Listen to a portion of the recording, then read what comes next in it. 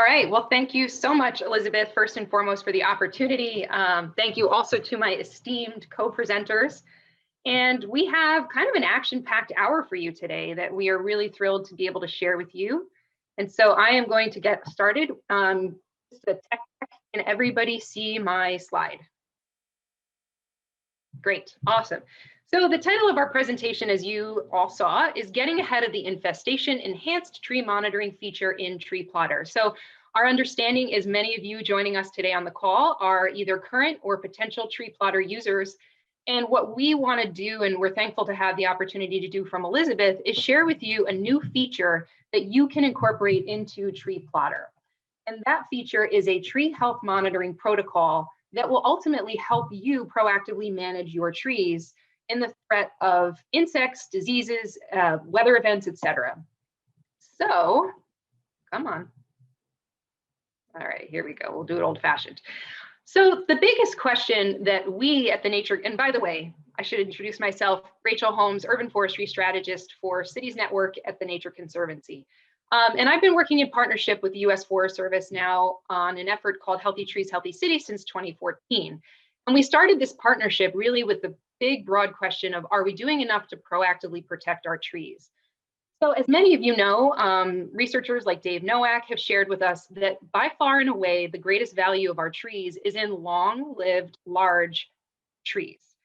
And there is a specific period of time during which those trees provide the most ecosystem services. So it's in our best interest to ensure that our trees, especially in cities, make it at least between that 30 to 60 year window when they're providing optimal ecosystem services.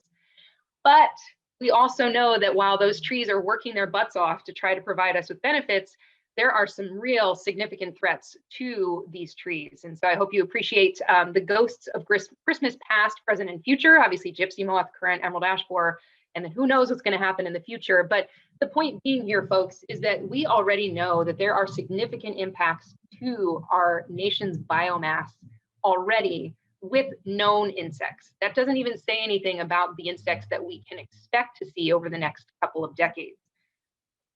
And so, as I mentioned, I wanted to share with you very briefly what Healthy Trees, Healthy Cities is. It is an initiative, as I said, with the Forest Service that we've had since 2014.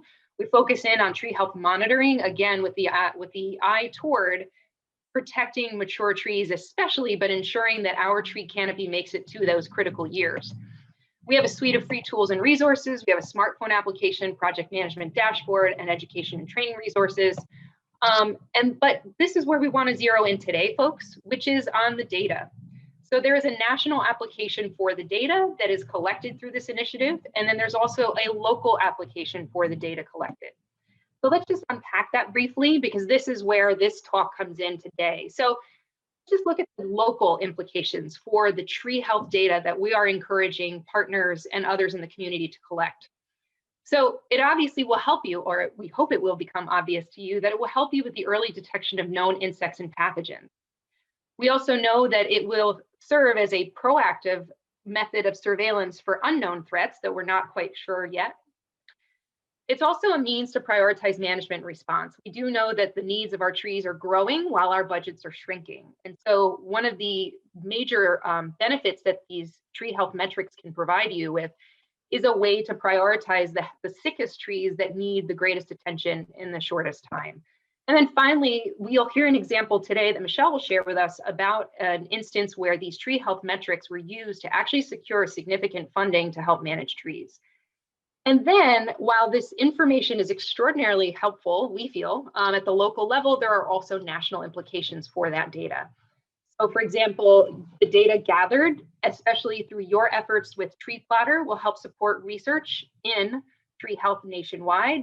And even more importantly, you're going to help us identify trends in tree mortality and decline proactively across the country so we can get ahead of these threats.